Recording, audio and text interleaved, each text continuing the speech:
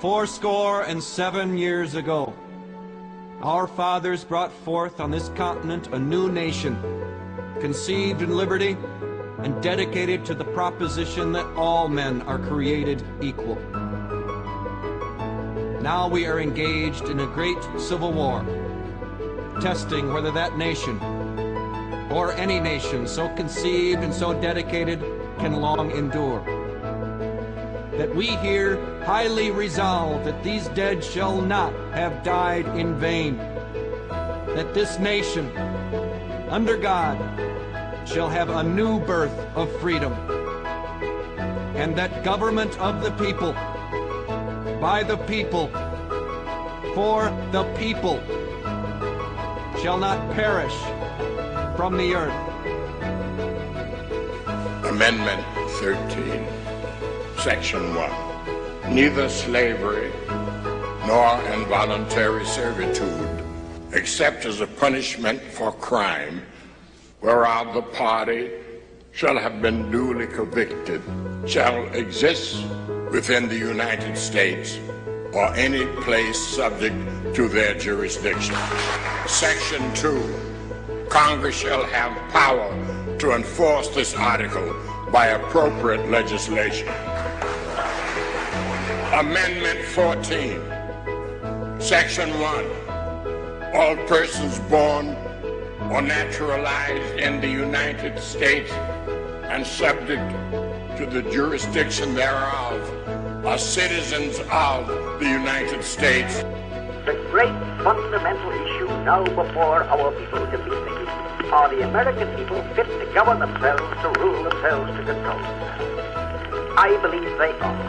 I believe in the right of the people to rule. I believe that the majority of the plain people of the United States will, day in and day out, make fewer mistakes in governing themselves than any smaller class or body of men, no matter what their training, will make in trying to govern them.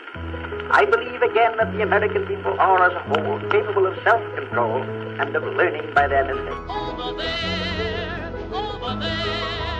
send the word over there, that the Yanks are coming,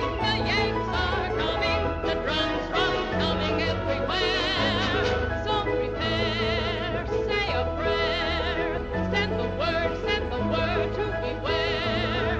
We'll be over, we're coming over, and we won't come back till it's over there.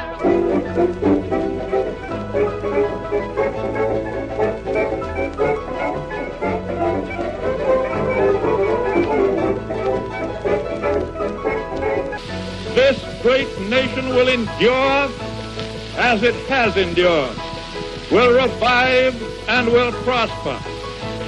So first of all, let me assert my firm belief that the only thing we have to fear is fear itself. Yesterday, December 7th, 1941, a date which will live in infamy. The United States of America was suddenly and deliberately attacked by naval and air forces of the Empire of Japan. Would you like to swing on a star, carry moonbeams home in a jar, and be better off than you are? Or would you rather be a mule? We choose to go to the moon. We choose to go to the moon in this decade and do the other thing.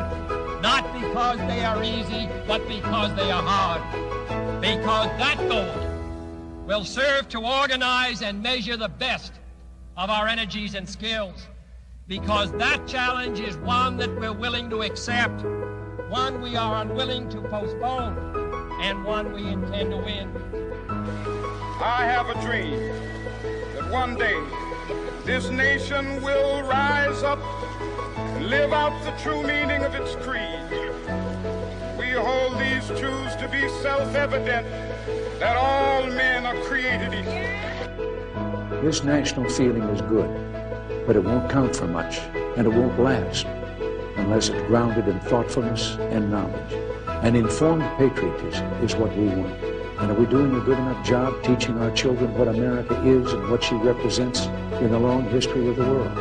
Those of us who are over 35 or so years of age grew up in a different America. We were taught very directly what it means to be an American. And we absorbed almost in the air a love of country and an appreciation of its institutions.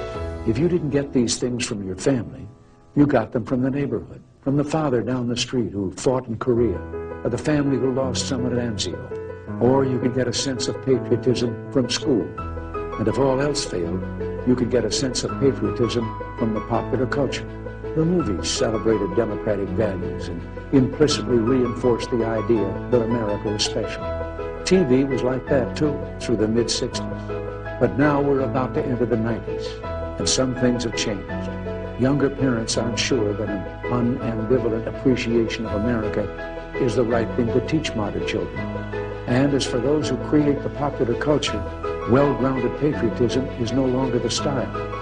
Our spirit is back, but we haven't re-institutionalized it. We've got to do a better job of getting across that America is free. Freedom of speech, freedom of religion, freedom of enterprise. And freedom is special and rare. It's fragile. It needs production. So we've got to teach history based not on what's in fashion, but what's important.